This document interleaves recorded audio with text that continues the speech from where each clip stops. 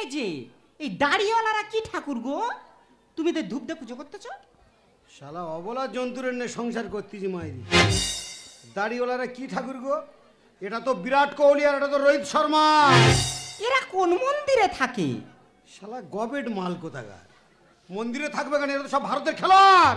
আর তুমি না ধূপ দিয়ে পুজো করতেছ? শুধু আমি পুজো করতেছি? আজকের বিশ্বকাপের ফাইনালে ম্যাচ, গোটা দেশ পুজো করতে, আমি একা পুজো করতে যাই? আর তুই শালা বেসাদি অনামুখ মাল, তুই কিসের জন্য ঘরে ঢুকে যাই?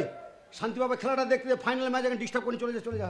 খেলা মনে হয় শুরু হয়ে গেছে। দেখে শালা সুম্মান গিল রোহিত শর্মা ওপেন করছে।